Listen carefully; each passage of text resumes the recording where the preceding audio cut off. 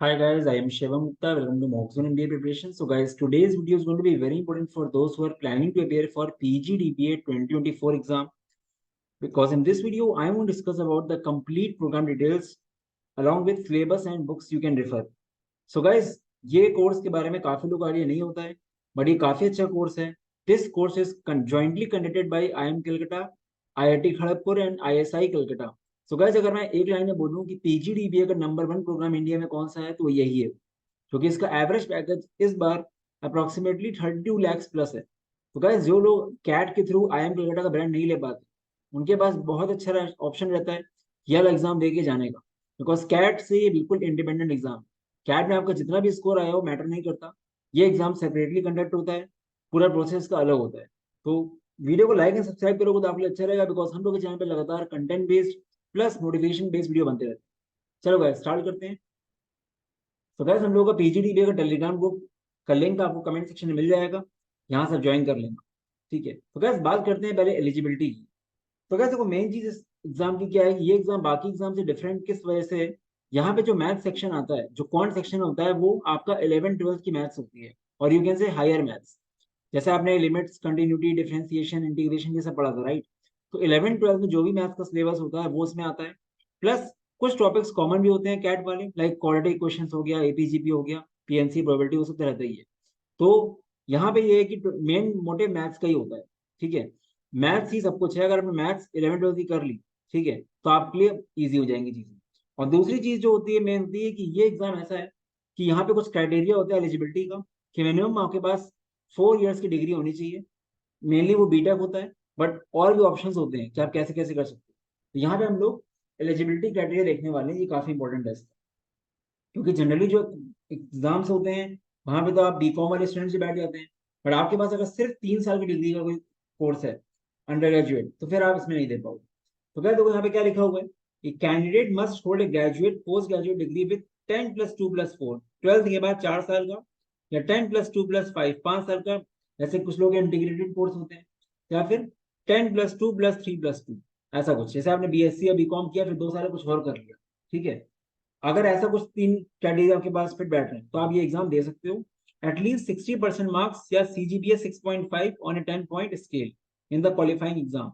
Last exam जो होगा आपका, जैसे आपने अंडर ग्रेजुएट पोस्ट ग्रेजुएट भी किया, पोस्ट ग्रेजुएट का देखा जाएगा BTech, B, MSc, MCom equivalent. 1 year MBA will not be considered equivalent to MSc MCom. ठीक है, तो ये ध्यान रखो. अपार्ट फ्रॉम दैट एक क्राइटेरिया और है. जैसे काफी लोग 10th के बाद डिप्लोमा कर लेते हैं 3 साल का, 11th 12th प्लस 1 साल. उसके बाद वो लोग सेकंड ईयर में बीटेक लिए लेटरल एंट्री लेते हैं. अगर आप उस कैटेगरी में तो भी आप जा सकते हैं. ठीक है, विद 60% मार्क्स और CGPA in the qualifying degree BTech B, 10+2+4 वाला केस में भी आप यहाँ पे एलिजिबल हो. ठीक है, तो यहाँ पे क्राइटेरिया बहुत सारे हैं. ठीक है, BCom plus CA with at least 60% marks, intermediate final examination consider together और ऑल्सो एलिजिबल. ठीक है, तो गैस ये एलिजिबिलिटी है इसकी, तो ये मेन चीज है. बाकी gas SC ST and other चीजों के लिए ये कुछ क्राइटेरिया में रिलैक्सेशन है. 55% और CGPA 6, यहाँ पे 6.5 और 60 था, यहाँ 55 एंड 6 है. ठीक है, तो मेन यहाँ पे समरी क्या है कि आपको 4 साल की मिनिमम डिग्री होनी चाहिए. अपार्ट फ्रॉम दैट इसमें से आप किसी भी वेल लाइक कर रहे हो तो आप क्या एग्जाम दे सकते हो. ठीक है, तो गैस जो लोग भी इस क्राइटेरिया में फिट बैठते हैं, मैं सबको बोलूंगा कि सबको एग्जाम देना जरूर चाहिए. ठीक है, यू नेवर नो क्या हो जाए, काफी बार ऐसा हुआ है. अब गैस बात करते हैं पेपर पैटर्न की एंड सिलेबस की. तो गैस पेपर पैटर्न देख लेते हैं पहले तो. ये क्वेश्चन में टाइम की कोई दिक्कत नहीं होती. ठीक है, यहाँ पे आपको 50 क्वेश्चन आते हैं एग्जाम में. हर क्वेश्चन 3 नंबर का होता है, 150 मार्क्स का पेपर होता है. टाइम बहुत मिलता है, 3 घंटे मिलता है 50 क्वेश्चन करने के लिए. That is more than sufficient. ठीक है, इंडिविजुअल टाइम लिमिट कोई सेक्शन वाइज नहीं है, आप कितना टाइम किसको भी दो. ठीक है, अगर मैं बात करूँ सेक्शन बाय सेक्शन, तो क्वांट सेक्शन रहता है, सबसे ज्यादा क्वेश्चन 25 क्वेश्चन इसमें रहते हैं. तो यही आपका मेनली गेम चेंजर है. 25 क्वेश्चन जो क्वांट्स के रहते हैं, इसमें आपका 11th 12th का पूरा सिलेबस आएगा. मतलब 20 क्वेश्चन मानो आपके उस तरह के ही होंगे, 4-5 क्वेश्चन आपके कैट के सिलेबस से मान लो हो जाएंगे. ठीक है, इसके बाद DI and data visualisation 5 question, logical reasoning के 5 क्वेश्चन, वर्बल एबिलिटी इंग्लिश के आरसी वगैरह के 15 क्वेश्चन. तो ये मिला के 50 क्वेश्चन होता है. ठीक है, तो जिन्होंने कैट दिया है वो ये 3 सेक्शन तो कर लेते हैं, बट क्वांट्स आपको करना होता है. और क्वांट्स देखने के लिए टफ है. 2 महीना ढंग से अगर पढ़ लो, ठीक है, तो आपका आराम से क्वांट्स क्रैक हो सकता है. ये एग्जाम ऐसे कवर ऐसा है कि लोगों ने 2 ढाई महीने इज मोर देन इनफ, उससे ज्यादा टाइम लगना नहीं चाहिए आप। ठीक है, तो ये इसका क्राइटेरिया है। +3 पॉजिटिव मार्क्स, -1 नेगेटिव मार्क। ठीक है, 150 में मार्क्स का पेपर होता है। अगर मैं बात करूं कट ऑफ की, मैं आगे बताऊंगा, बट स्टिल बात हो रही बताया तो वहीं पे कट ऑफ जो उसका रहता है गाइस, जनरली 92 प्लस मार्क्स रहता है 150। एक दो बार ऐसा हुआ है कि 110 कट ऑफ गया है, उसका रीजन क्या था, इनके 3 4 क्वेश्चन गलत थे, तो उन्होंने सबको 12 मार्क्स फ्री दिए। जब 12 मार्क्स सबको सबको फ्री दोगे तो कट ऑफ बढ़ ही जाएगा। ठीक है, तो मतलब ये मानो कि एक सेफ स्कोर, मतलब जनरली कट ऑफ 92 टू 98 लाई करता है इन जनरल। ठीक है, पर मैं बोलूँ अगर सेफ स्कोर की बात करूँ, आपको बाकी कन्वर्ट करना है अलग कॉलेज, तो जितना ज्यादा लाओ उतना अच्छा है। 110 प्लस स्कोर लाओगे तो बहुत अच्छा चांस होगा। ठीक है, ये चीज है।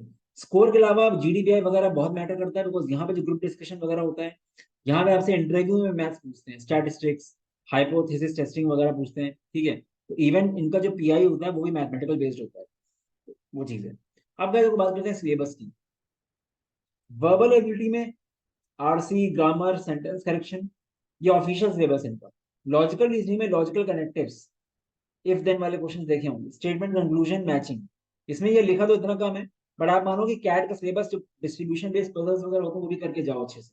ठीक है, DI में बेसिकली आपका डेटा ड्रिवन क्वेश्चन, प्रॉपर जो DI होता है वो कर लो। कैट की तैयारी करी तो कर लोगे, कैट से इजी आता है, DI आता है, टेबल्स चार्ट्स ग्राफ ऐसे लिखा हो। ठीक है, ये आपका वर्बल का, लॉजिकल का DI का है।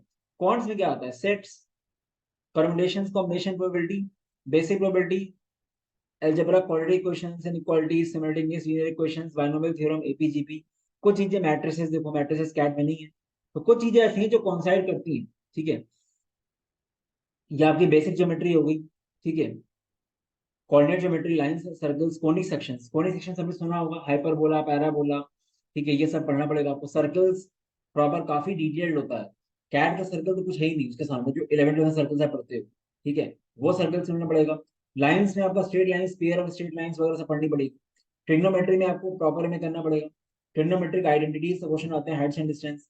Calculus, functions, limits, continuity, differentiability, maxima minima, integration, ये एरिया बाउंडेड रीजन। ठीक है, तो गाइस इन शॉर्ट 11 12 के टॉपिक्स आपने अगर कर लिए अच्छे से, आराम से आपका बढ़िया हो जाएगा। ठीक है, दिक्कत नहीं आएगी।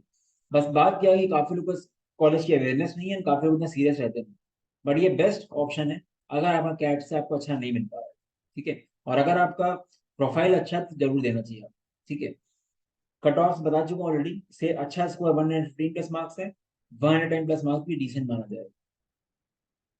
अपार्ट फ्रॉम दैट गैस, काफी लोगों को एक डाउट रहता है, काफी सुनी बातें हैं कि ये PGDBA जो कॉलेज है ये IIT NIT में ज्यादा फोकस करता है। ठीक है, देखो गैस, कोई भी कॉलेज आपको 32 लाख का पैकेज दे रहा है, वो डेफिनेटली आपका प्रोफाइल देखेगा। ठीक है, पर इसका मतलब ये नहीं कि अगर आप IIT NIT से नहीं हो तो आपको नहीं मिलेगा एडमिशन।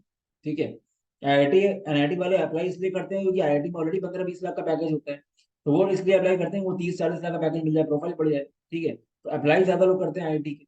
तो गाइस 62 के बैच साइज में 30 स्टूडेंट्स IIT से थे, 17 NIT से थे, but 15 students again normal college के ही। ठीक है, तो आप ये बिल्कुल मत सोचो कि IIT के अलावा किसी का होता नहीं सर। हम ही लोग के कुछ स्टूडेंट्स हैं जो IIT NIT से कहीं से नहीं थे, स्टूडेंट का हो गया। ठीक है, तो ये मिसकंसेप्शन मत रखो। ठीक है, क्योंकि वैसे भी कम लोग देते हैं इस एग्जाम को, हर किसी को PGDBA में बिजनेस एनालिटिक्स में इंटरेस्ट होता नहीं है। ठीक है, तो 2,500 से 3,000 बच्चे एग्जाम देते हैं। ठीक है, 3 से 4 हजार मैक्सिमम।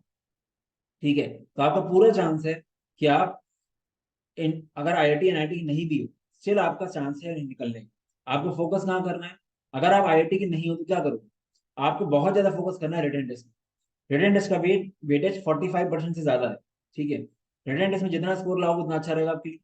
प्लस मान लो कोई IIT का नहीं है पर कंपनी अच्छी में काम कर रहा है, अमेजोन में काम कर रहा है, कोई बढ़िया कंपनी में काम कर रहा है, उसका चांस बढ़ जाता है।